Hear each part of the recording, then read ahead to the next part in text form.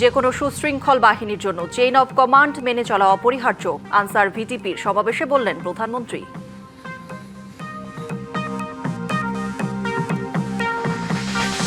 ধর্ষণের পর মরদেহ গুম করতে শিশু লামিসার গলা ও হাত কাটা হয়। অভিযুক্ত 2 জনকে গ্রেপ্তারের পর জানালো পুলিশ।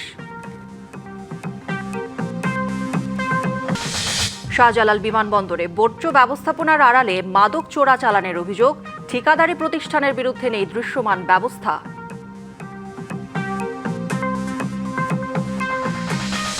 এবং নতুন বাজেটে 2,35,000 কোটি টাকার ঘাটতি থাকছে। বরাবরের মতোই সরকার হাত পাতবে ব্যাংকের কাছে।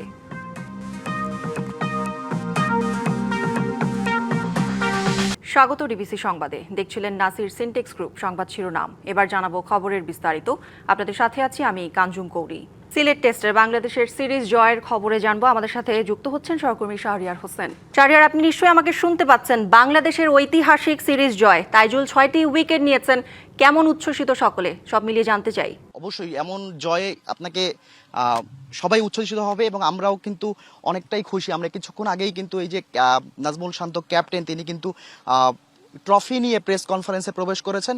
আসলে এমন একটা জয় বাংলাদেশের জন্য শুধু স্বস্তিরই না, বাংলাদেশ আসলে যে এখন যে বদলে যাওয়া গল্প লিখতে পারে সেটাও কিন্তু বাংলাদেশ প্রমাণ করেছে নিজেদের। আপনি দেখেন যে বাংলাদেশ এর আগে রাওয়ালপিন্ডিতে 2024 সালে পাকিস্তানকে হোয়াইট ওয়াশ করেছিল 2 ম্যাচের টেস্ট সিরিজে এবং ঘরের মাঠে বাংলাদেশ জিতেছে। সবচেয়ে বড় কথা হচ্ছে শুধু এখানে জয়ই না, এখানে বাংলাদেশ ডমিনেট করে জিতেছে। এইটাই সবচেয়ে বড় একটা প্রাপ্তি বলে মনে হচ্ছে। অন্তত টেস্ট ক্রিকেটে এমন বাংলাদেশ এর আগে আমরা কখনোই সাধারণত দেখতে পাই না। তবে এই বাংলাদেশ যে ধীরে ধীরে উন্নতি করছে তা কিন্তু অন্তত এই ম্যাচেই প্রমাণ হয়েছে। আমরা দেখেছি যে এর আগে এই সিলেটে বাংলাদেশ জিম্বাবুয়ের বিপক্ষেও হেরেছে। ঘরের মাঠে খেলতো কিংবা বিদেশের মাটিতে খেলতো, বাংলাদেশকে হয়তো আমরা এরকম পারফরমেন্স দেখতে পারতাম না কোথাও। কিন্তু হয়তোবা সম্প্রতি আমরা বাংলাদেশকে একটা বদলে যাওয়া বাংলাদেশকে আমরা সবাই দেখতে পাচ্ছি এবং এটা ক্রিকেটের জন্য, বাংলাদেশের ক্রিকেটের জন্য খুব স্বস্তির একটা খবরই বলা যাচ্ছে। কৌরি। শাহরিয়ার, ধন্যবাদ আপনাকে। দেশের বিশাল জনগোষ্ঠীর চিকিৎসা সেবা চ্যালেঞ্জিং হলেও পর্যায়ক্রমে তা নিশ্চিত করবে সরকার, কথা বলেছেন প্রধানমন্ত্রী তারেক রহমান। আনসার ও গ্রাম প্রতিরক্ষা বাহিনীর জাতীয় সমাবেশে সদস্যদের চেইন অব কমান্ড মেনে চলার পরামর্শ দেন তিনি। শৃঙ্খলা, পেশাদারিত্ব এবং দেশপ্রেমের মাধ্যমে আনসার ও গ্রাম প্রতিরক্ষা বাহিনী ভবিষ্যতে প্রযুক্তি নির্ভর মানবিক বাহিনী হিসেবে আত্মপ্রকাশ করবে, এমন আশার কথা বলেন প্রধানমন্ত্রী। বুধবার সকালে গাজীপুরের শফিপুরে বাংলাদেশ আনসার ও গ্রাম প্রতিরক্ষা বাহিনীর জাতীয় সমাবেশে যোগ দেন প্রধানমন্ত্রী।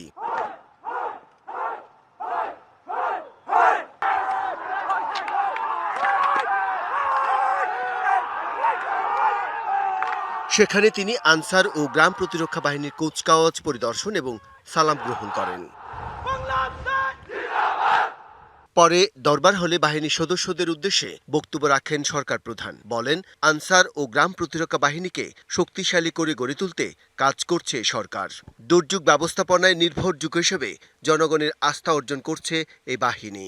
আজকের আনসার ও গ্রাম প্রতিরক্ষা বাহিনী একটি গণমুখী প্রতিরক্ষা শক্তি এবং প্রান্তিক সক্ষমতার উৎস হিসাবে প্রতিষ্ঠিত। দুর্যোগ ব্যবস্থাপনা এবং প্রযুক্তি নির্ভর সেবা প্রদানের মতন গুরুত্বপূর্ণ ক্ষেত্রেও সক্রিয় অবদান রাখছে। আনসার ও গ্রাম প্রতিরক্ষা বাহিনী শৃঙ্খলা মেনে চলবে বলেও আশা প্রকাশ করেন প্রধানমন্ত্রী। কোনো বাহিনীর মধ্যে ডিসিপ্লিনের অভাব পরিলক্ষিত হলে তাদের সম্পর্কে জনমনে আস্থার সংকট সৃষ্টি হয়। এ বিষয়ে অবশ্যই আমাদের খেয়াল রাখা অত্যন্ত জরুরি। আনসার ও ভিটিপির 4টি প্রধান স্তম্ভ সমন্বিতভাবে দেশের নিরাপত্তা ও তৃণমূলের আর্থসামাজিক উন্নয়নে গুরুত্বপূর্ণ ভূমিকা রেখে চলছে। এ সময় দেশের মানুষের চিকিৎসা সেবা নিশ্চিতে তার সরকারের পদক্ষেপের কথা বলেন সরকার প্রধান। উপজেলা পর্যায়ে এই বাহিনীর কার্যক্রম আরও শক্তিশালী করতে উপজেলা আনসার প্রবিধিমালা 2026 প্রণয়নেরও উদ্যোগ গ্রহণ করা হয়েছে। আমি দৃঢ়ভাবে বিশ্বাস করি আপনাদের নিষ্ঠা, শৃঙ্খলা, পেশাদারিত্ব এবং গভীর দেশপ্রেমের মাধ্যমে বাংলাদেশ আনসার ও গ্রাম প্রতিরক্ষা বাহিনী ভবিষ্যতে প্রযুক্তি নির্ভর মানবিক সামাজিক বাহিনী হিসাবে ইনশাল্লাহ আত্মপ্রকাশ করবে। গ্রাম প্রতিরক্ষা বাহিনীকে ভবিষ্যতে প্রযুক্তি নির্ভর বাহিনী হিসেবে গড়ে তোলার কথাও জানান প্রধানমন্ত্রী। Bijan Kumar Das, DBC news. রাজধানীর মিরপুরের 11 নম্বরে দ্বিতীয় শ্রেণীর শিক্ষার্থী রামিসা আক্তারকে হত্যার ঘটনায় অভিযুক্ত দুজনকে গ্রেপ্তার করেছে পুলিশ। মঙ্গলবার রাত 10:15টার দিকে পল্লবী থানায় সংবাদ সম্মেলনে এই কথা জানান ডিএমপির অতিরিক্ত commissioner SN Nazrul Islam. Police বলছে, ধর্ষণের পর ঘটনা ধামাচাপা দিতে রামিসাকে হত্যা করা হয়।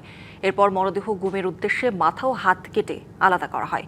নিখোঁজের পর পাশের ফ্ল্যাটে রামিসার মরদেহ দেখতে পান স্বজনরা। এক পর্যায়ে জানালার গ্রিল কেটে মূল অভিযুক্ত সোহেল রানা পালিয়ে যায়। হত্যাকাণ্ডের 7 ঘণ্টার মধ্যে তাকে নারায়ণগঞ্জের ফতুল্লা থেকে এবং তার সহযোগী স্ত্রী স্বপ্না আক্তারকে মিরপুর 11 নম্বরের মিল্লাত ক্যাম্প সংলগ্ন বাসা থেকে গ্রেপ্তার করে পুলিশ। রামিসা হত্যায় জড়িতদের বিরুদ্ধে দ্রুত আইনানুগ ব্যবস্থা গ্রহণ করার কথাও জানায় পুলিশ। মূল যে আসামি জাকির হোসেন, তার স্ত্রী স্বপ্না আক্তার, তাকে পাওয়া গেল, কিন্তু ওই মূল আসামি জাকির হোসেন জানালার গ্রিল কেটে সে বের হয়ে গেছে। হযরত শাহজালাল আন্তর্জাতিক বিমানবন্দরে বর্জ্য ব্যবস্থাপনার আড়ালে মাদক চোরাচালানের অভিযোগ উঠেছে। এ নিয়ে করা মামলায় দুজনকে গ্রেপ্তার করা হলেও ঠিকাদার প্রতিষ্ঠানের বিরুদ্ধে এখনো কোনো ব্যবস্থা নেয়নি সিভিল এভিয়েশন কর্তৃপক্ষ। যদিও আইন অনুযায়ী প্রতিষ্ঠানটির কার্যাদেশ বাতিল হওয়ার কথা। বর্জ্য অপসারণের জন্য পরিবেশ অধিদপ্তরের ছাড়পত্র ছাড়াই কিভাবে ঠিকাদার প্রতিষ্ঠান তুলি এন্টারপ্রাইজ কাজ পেল তাও জানা নেই বলে দাবি বিমানবন্দর কর্তৃপক্ষের। দরপত্রের মাধ্যমে 2024 সালে হযরত শাহজালাল আন্তর্জাতিক বিমানবন্দরের ভেতরের আবর্জনা পরিষ্কারের কার্যাদেশ পায় ঠিকাদারি প্রতিষ্ঠান তুলি এন্টারপ্রাইজ। রহস্যজনকভাবে পরে টেন্ডারেও কাজ পায় তারা, যেখানে 40 লাখ টাকার ইজারা সর্বোচ্চ দরদাতা হিসেবে 2 কোটিরও বেশি টাকায় বাগিয়ে নেয় প্রতিষ্ঠানটি।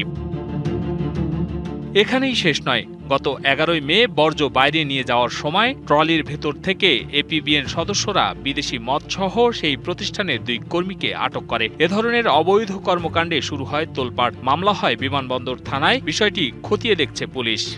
এপিবিএন এর ওরা আবার এই ময়লা চেক করে তার কাছ থেকে বিদেশি মদ উদ্ধার করে। আমরা আবার এটা তদন্ত শুরু করি। তুলি এন্টারপ্রাইজের ওনাদের ওই যে ভিতরে ঢোকার যে ডি পাস, ময়লা কাজ করলে তো অবশ্যই ভিতরে যেতে হয়।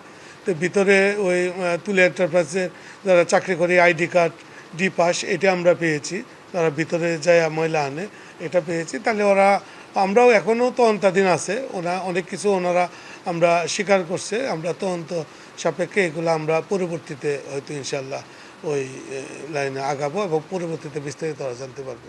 পরিচ্ছন্নতার কাজের আড়ালে প্রতিষ্ঠানটির এমন বেআইনি কর্মকাণ্ডে প্রশ্ন উঠেছে বিভিন্ন মহলে। এ ব্যাপারে তুলি এন্টারপ্রাইজের সঙ্গে যোগাযোগের চেষ্টা করা হলে ক্যামেরার সামনে কথা বলতে রাজি হননি ঠিকাদার। দায় চাপান আটক 2 কর্মীর উপর। ভাই, একটু আপনার সাথে দেখা করতে চাচ্ছিলাম। তাহলে একটু ফোনেই জিজ্ঞাসা করি, সেটা হচ্ছে যে 11 তারিখে আপনার যে ময়লার যে কর্মী নিয়োগ করা এয়ারপোর্টে আপনার তাদের কাছে মদ পাওয়া যায়, এপিবিএন সেটা ধরে, যে আপনারা কি আসলে এটার সাথে যুক্ত? ওরা তো আমার কাজ করে ডাক্তারের ভিতরে কি করতে গেলে আমি সাথে সাথে আমার আউট করে দিচ্ছি। এমন কর্মকাণ্ডে জড়ালেও নিয়ম অনুযায়ী প্রতিষ্ঠানটির কার্যাদেশ বাতিল হওয়ার কথা, কিন্তু এ নিয়ে যেন মাথা ব্যথা নেই সিভিল এভিয়েশন কর্তৃপক্ষের। এ বিষয়ে কথা হয় হযরত শাহজালাল আন্তর্জাতিক বিমানবন্দরের নির্বাহী পরিচালকের সঙ্গে। যারাটা হচ্ছে হলো টোটালি ডিল করে আমাদের ক্যাব সদর দপ্তর থেকে, বিবেচক সদর দপ্তর থেকে। কয়েকদিন আগে যে লিকারটা যেটা পাওয়া গেছে 2 জন সদস্যের কাছ থেকে, সেটার এখনো অফিসিয়াল চিঠিটা আমাদের কাছে আসেনি। লিখিত দলিলটা খুব সম্ভবত হেডকোয়ার্টারে গেলে সেখান থেকে তারা ওই অনুযায়ী ব্যবস্থা করে। স্বভাবতই প্রশ্ন জাগে, তুলি এন্টারপ্রাইজ কোন প্রক্রিয়ায় কার্যাদেশ পেয়েছে। এমন প্রশ্নের উত্তর খুঁজতে গিয়ে সিভিল এভিয়েশন কর্তৃপক্ষের সাথে যোগাযোগ করা হলে মেলেনি আনুষ্ঠানিক কোনো বক্তব্য। Hasan Al Mamun, DBC news, Dhaka. 2,35,000 কোটি টাকার ঘাটতি থাকছে নতুন বাজেটে। বড় অঙ্কের এই ঘাটতি মেটাতে বরাবরের মতোই সরকার দ্বারস্থ হবে দেশের ব্যাংক খাতে। ব্যবসায়ী ও বিশ্লেষকরা মনে করেন, অভ্যন্তরীণ উৎস বা ব্যাংক থেকে সরকার ঋণ করলে উৎপাদনশীল খাতে ঋণ প্রবাহ কমে।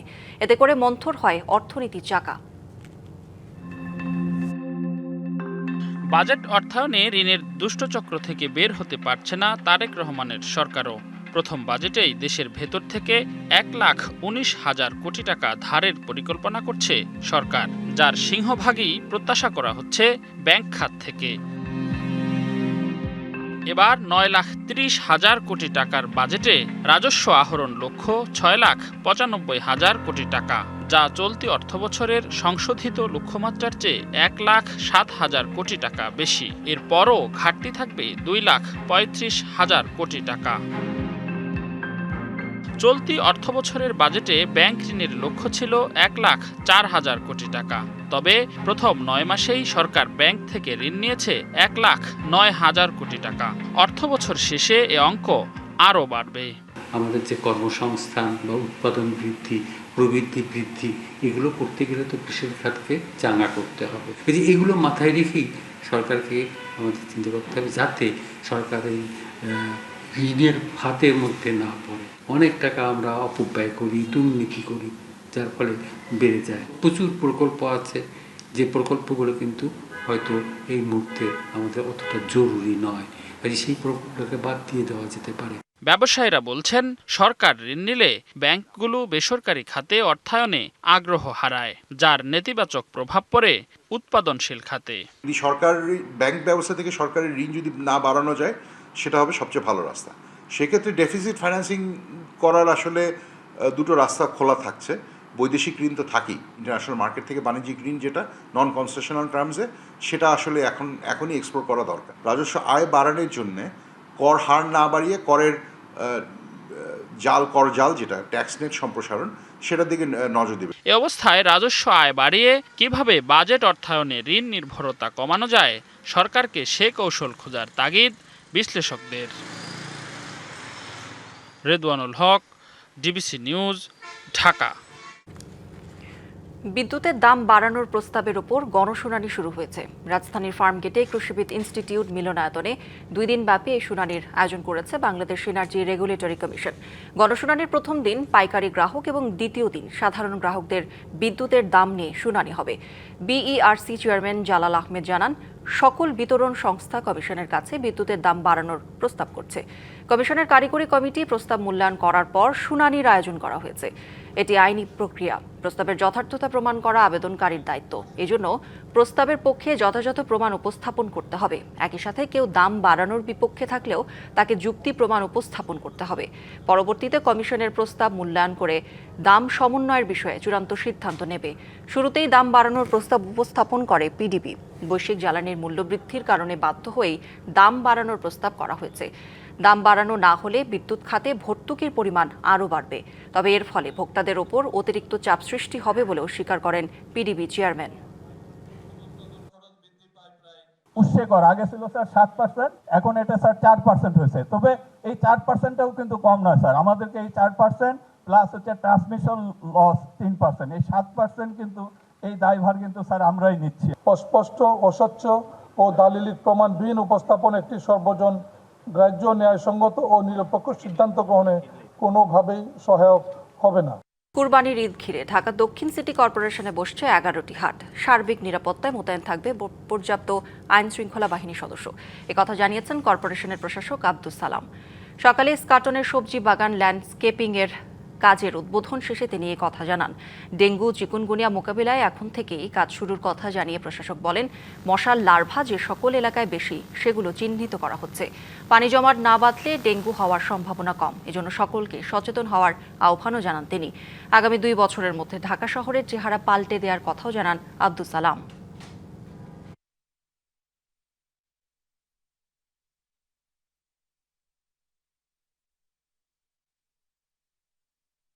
আমরা 3টা ওয়ার্ডে করতে সক্ষম হয়েছি এবং বাকিগুলো আস্তে আস্তে আমরা সবগুলোকেই কাজ শুরু করেছি। সবগুলোকেই ইনশাল্লাহ আমরা সেই পর্যায়ে নিয়ে যেতে সক্ষম হব। জনগণ সহযোগিতা করলে, যেটা আমি এর আগেও বলেছি, যে 2 বছরের মধ্যে ইনশাল্লাহ ঢাকা শহরের চেহারা আমরা পাল্টে দিতে পারবো। সেটার জন্য জনগণের সচেতনতা দরকার। খুলনা মেডিকেল কলেজ হাসপাতালের পোস্ট অপারেটিভ কক্ষে লাগা আগুনের ঘটনায় 3 নার্স সহ 5 জন আহত হয়েছেন। সকালে লাগা আগুন প্রায় 2 ঘন্টা পর নিয়ন্ত্রণে আনে ফায়ার সার্ভিসের 10টি ইউনিট। ঘটনার পর থেকে পাইপলাইনের অক্সিজেন সরবরাহ বন্ধ রাখা হয়েছে। সরিয়ে নেওয়া হয়েছে আইসিইউ ইউনিটের রোগীদের। বুধবার সকাল ৬টায় খুলনা মেডিকেল কলেজ হাসপাতালের পোস্ট অপারেটিভ কক্ষে আগুন লাগে। সেই আগুন ছড়িয়ে পাশের অপারেশন থিয়েটারে। ঘটনার পরপরই পোস্ট অপারেটিভ রুমে থাকা রোগীদের বের করে আনেন হাসপাতালের স্টাফ ও রোগীর স্বজনরা। প্রথমে ফায়ার সার্ভিসের ৫টি ইউনিট ও পরে আরও ৫টি ইউনিট যোগ দেন আগুন নেভানোর কাজে। বিরাট আকারের শব্দ আর আগুনের ফুলকি আর ধোঁয়া, এর জন্য কেউ ভিতরে আমরা আসতে পারিনি।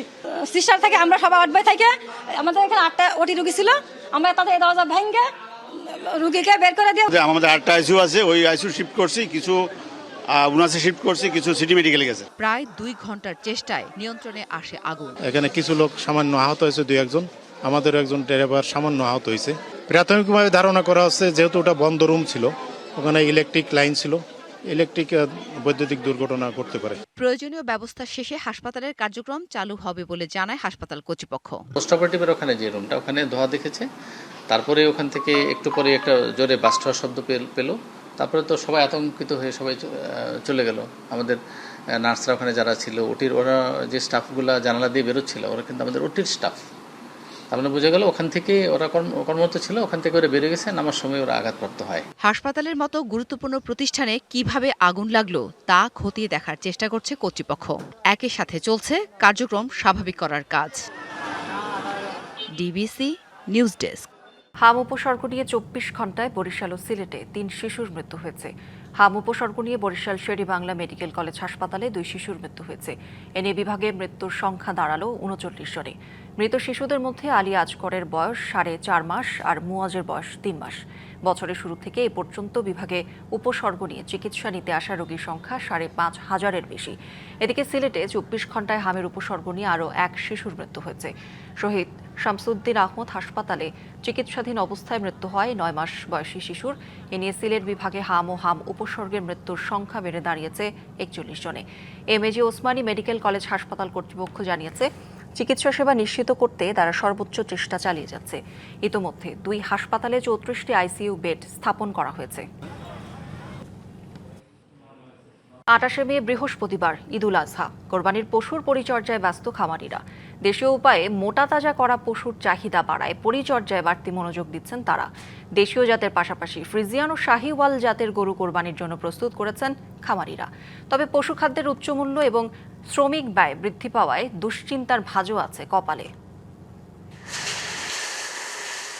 ভোর থেকে গভীর রাত পর্যন্ত চলছে গরুর পরিচর্যা। কেউ ঘাস কাটছেন, কেউ গোসল করাচ্ছেন গরুকে, আবার কেউ ব্যস্ত পশুর খাবার প্রস্তুতে। এ চিত্র ভোলার প্রতিটি খামারেই। দেশীয় জাতের গরুর চাহিদা বেশি থাকায় ঘাস, খড়, ভুসি ও দেশীয় খাদ্য উপাদান খাইয়ে সুস্থ সবল গরু প্রস্তুত করছেন তারা। আদর করে এসব গরুর নাম রাখা হয়েছে কালামানিক, ধলামানিক ও রূপসাদা। ওজন ভেদে 1 লাখ থেকে 5 লাখ পর্যন্ত দাম কষছেন। তবে গোখাদ্যের পাশাপাশি শ্রমিক মজুরি বৃদ্ধিতে ন্যায্য দাম পাওয়া নিয়েও আছে শঙ্কা। সম্পূর্ণ আমাদের কাঁচা ঘাস, আমরা অন্য কোনো খাবার খাওয়াই না। এক একটা গরুর পিছনে পার ডেলি 1500 টাকা খরচ আছে। খাবার, লেবার সবকিছু দামে বাড়তি। ন্যায্য মূল্যটা না পাই তাহলে আমরা লঞ্চ খাবো। ক্ষতিকর ওষুধ দিয়ে পশু মোটা তাজাকরণ ঠেকাতে নজরদারি বাড়ানো হয়েছে। যে সমস্ত গরু, মহিষ, ভেড়া, ছাগলকে হৃষ্টপুষ্টকরণ করা হচ্ছে, আমরা তাদেরকে মোটিভেশন করতেছি যেন তারা অবৈধ কোনো প্রকার ঔষধ ব্যবহার না করে। ভোলা জেলায় 1,03,000 কোরবানির পশু রয়েছে, চাহিদা 82,000। এদিকে কুড়িগ্রাম জেলায় 80,000 গরুর চাহিদার বিপরীতে 1,16,000 গরু প্রস্তুত করা হয়েছে। আমাদের গরুগুলো খাওয়া দাওয়া হচ্ছে খুদির ভাত, ভুসি, ফল। আমরা দেশীয় খাবার দেই, আমরা কোনো বাইরের খাবার দেই না। ভারতীয় গরুর আধিক্য কমাতে কার্যকরী ব্যবস্থা নেওয়ার দাবি খামার মালিকদের। বাংলাদেশ সরকারের কাছে অনুরোধ করব যেন ভারতের গরু না আসে এই দেশে। এবারে যদি ইন্ডিয়ান গরু না আসে, অনেক একটা আশাবাদিত আছি যেন আমরা ভালো একটা বাজারজাত পাই। সুস্থ ও সবল গরু নিশ্চিতের পাশাপাশি খামারিদের ভালো দাম পেতে নানা পরিকল্পনা নিয়েছেন প্রাণী সম্পদ বিভাগ। আমাদের হাটগুলিতে আমাদের মেডিকেল টিম কাজ করবে যাতে করে খামারিরা মার্কেটে এনে বিক্রি করে নিরাপদভাবে ফিরে যেতে পারে। যে গরুগুলি এখানে বিক্রি হবে না সেগুলি আমরা লিঙ্কেজ করে দিব বাজারের সাথে। জেলার 9 উপজেলায় 29টি অস্থায়ী ও স্থায়ী হাটে বিক্রির জন্য 1,16,874টি গরু, 1600-রও বেশি মহিষ ও প্রায় 2 লাখ ছাগল প্রস্তুত করা হয়েছে। লোকমান হাকিম, ডিবিসি নিউজ ডেস্ক। সামান্য বৃষ্টিতেই তৈরি হচ্ছে জলাবদ্ধতা। দীর্ঘদিনের চিরচেনা এই ভোগান্তি যেন চট্টগ্রামের নগরবাসীর ভাগ্য হয়েই দাঁড়িয়েছে। এত মেগা প্রকল্প নিয়েও কেন পরিস্থিতির উন্নতি হচ্ছে না, নগরবাসীর এমন প্রশ্নেরও মেলে না উত্তর। তবে এবার দীর্ঘদিনের এই অভিশাপ থেকে চট্টগ্রামবাসীকে মুক্তি দিতে বেশ তোড়জোড় সরকারের। আসন্ন বর্ষায় ৮০ থেকে ৯০% জলাবদ্ধতা কমার আশ্বাস মন্ত্রী প্রতিমন্ত্রীদের। চট্টগ্রামের দীর্ঘদিনের সংকট জলাবদ্ধতা, কয়েক হাজার কোটি টাকার প্রকল্প হাতে নেয়ার পরেও মেলেনি নিস্তার। নিয়ম করে প্রতি বছর বর্ষা মৌসুম শুরু হতেই নগরীতে শুরু হয় জলাবদ্ধতা। এতে চরম ভোগান্তিতে পড়েন বাসিন্দারা। এবার জলাবদ্ধতা নামক অভিশাপ থেকে নগরবাসীকে মুক্তি দিতে কোমর বেঁধে নেমেছে সরকার। আসন্ন বর্ষায় জলাবদ্ধতা মোকাবেলায় নেওয়া হয়েছে বিশেষ কর্মপরিকল্পনা। 25 সালে আপনারা দেখেছেন বদ্রাহাট মুরাদপুরে পানি ওঠেনি। এটা একমাত্র সম্ভব হয়েছে আমরা সবাই মিলে একসাথে কাজ করে সমন্বিত প্রচেষ্টার মাধ্যমে এটা ভালো জায়গা আমরা আনতে পেরেছি। জলাবদ্ধতা নিরসনে ভূমির সমস্যা সমাধান সহ চট্টগ্রাম বন্দরের আশেপাশের খাল ও কর্ণফুলীর সাথে যুক্ত খালের মুখ পরিষ্কারের কথাও বলছেন সংশ্লিষ্ট মন্ত্রীরা। মেয়র সাহেব আজকে ক্লিন করে যাবে, আবার আপনি কালকে থেকে ময়লা ফেলবেন, আবার যখন 2 দিন পরে বৃষ্টি হবে ওই রেসিডিউটা আবার উপরে এসে ব্লকেজ করে দিচ্ছে। আমরা যদি সাহায্য পাই, আপনাদের যদি একটা আন্তরিক cooperation pi, it will B lot easier. বন্দরের যতটুকু অংশ আছে সচল রাখার, সেই অংশটুকু আমরা জনগণের কাছে দায়বদ্ধতা থেকে আমরা নিশ্চিত করার চেষ্টা করব এবং ইনশাল্লাহ করব। আগামী বর্ষায় ৮০ থেকে ৯০% জলাবদ্ধতা কমার আশা স্থানীয় সরকার প্রতিমন্ত্রীর। নগরবাসী যাতে সুখে শান্তিতে বসবাস করতে পারে এবং তারা সর্বোচ্চ নাগরিক সুবিধা নিয়ে যাতে চট্টগ্রাম নগরে বসবাস করতে পারে, এর জন্য যা যা করার প্রয়োজন আমরা করব ইনশাআল্লাহ। সেবা সংস্থাগুলোকে উদ্যোগী হওয়ার কঠোর বার্তা অর্থ ও পরিকল্পনা মন্ত্রীর। বের করা হবে বিগত সময়ে জলাবদ্ধতা প্রকল্পে লুটপাটের হিসেব। প্রকল্পটার সমাধান না করলে চট্টগ্রামবাসী যে জলাবদ্ধতা যে কষ্ট পাচ্ছে, এটা আমাদের প্রাধান্য দিতে হচ্ছে এটাকে, এবং লুটপাটের হিসাব নিশ্চয়ই বের করা হবে। এই লুটপাটের সাথে কারা জড়িত সেটাও বের করা হবে। বন্দরনগরীতে জলাবদ্ধতা নিরসনে চলছে 4টি মেগা প্রকল্প, যার মোট বাজেট 14,370 কোটি টাকা। Mujibul Haque, DBC news, Chittagong. মার্কিন প্রেসিডেন্ট ডোনাল্ড ট্রাম্পের পর 2 দিনের সফরে চীনে পৌঁছেছেন রাশিয়ার প্রেসিডেন্ট ভ্লাদিমির পুতিন। আজ চীন ও রাশিয়ার প্রেসিডেন্টের বৈঠক হওয়ার কথা রয়েছে। ট্রাম্পের পরপরই পুতিনের এই চীন সফরের দিকে নজর এখন পুরো বিশ্বের।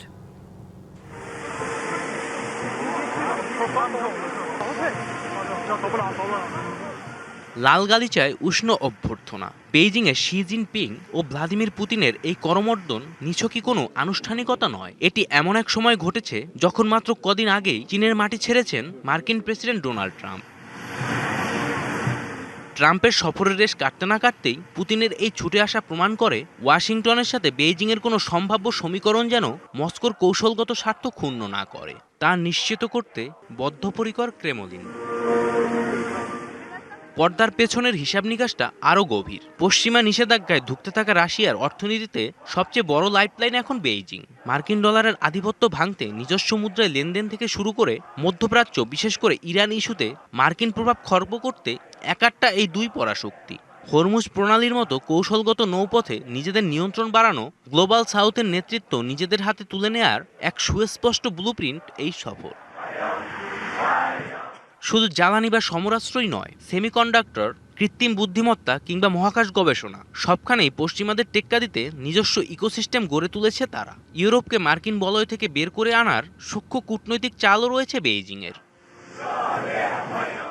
পুতিনের এই সফরের মধ্য দিয়ে চীন ও রাশিয়া বিশ্বকে এই বার্তাই স্পষ্ট করে দিল যে তারা কেবল সুসময়েরই অংশীদার নয়, বরং এক মেরু বিশ্ব ব্যবস্থাকে হটিয়ে একটি নতুন বহুমেরু বিশ্ব প্রতিষ্ঠার পথে একে অপরের সবচেয়ে বড় কৌশলগত ঢাল। জয় রায়, ডিবিসি নিউজ ডেস্ক। আবারও ইরানকে নতুন হামলার হুমকি দিয়েছেন যুক্তরাষ্ট্রের প্রেসিডেন্ট ডোনাল্ড ট্রাম্প। দ্রুত কোনো সমঝোতা না হলে আগামী কয়েকদিনের মধ্যেই তেহরানের ওপর বড় ধরনের আঘাত হানতে পারে যুক্তরাষ্ট্র, এমন হুঁশিয়ারি দিয়েছেন তিনি। মঙ্গলবার দেয়া এক বক্তব্যে ট্রাম্প দাবি করেন তিনি নতুন করে হামলার সিদ্ধান্ত থেকে 1 ঘণ্টা দূরে ছিলেন। তবে পাকিস্তানের মধ্যস্থতায় ইরানের পক্ষ থেকে নতুন শান্তি প্রস্তাব আসায় আপাতত সেই সিদ্ধান্ত স্থগিত করা হয়েছে। তবে দ্রুত কোনো চুক্তি না হলে আগামী 2-3 দিনের মধ্যেই সামরিক হামলার কথা কথা জানান তিনি। একই সাথে ইরান যুদ্ধ খুব শিগগিরই শেষ হবে বলেও জানান ডোনাল্ড ট্রাম্প। এদিকে ইরানের পররাষ্ট্রমন্ত্রী আব্বাস আরাকচি বলেছেন, আবারও যুদ্ধ শুরু হলে বিশ্ব অনেক নতুন চমক দেখতে পাবে। ইরানের অস্তিত্বের প্রশ্নে তেহরান কোনো ছাড় দিতে রাজি নয় বলেও জানান তিনি। সামাজিক যোগাযোগ মাধ্যম এক্সে দেয়া এক পোস্টে ইরানের পররাষ্ট্রমন্ত্রী আরাকচি এই সতর্ক বার্তা দিয়েছেন। সংবাদে এই ছিল এখনকার মতো। ডিবিসি নিউজের সংবাদগুলো পড়তে ভিজিট করুন dbcnews.tv আর ভিজিট করুন ডিবিসির ফেসবুক পেজ এবং ইউটিউব চ্যানেল। ডিবিসির সঙ্গেই থাকুন।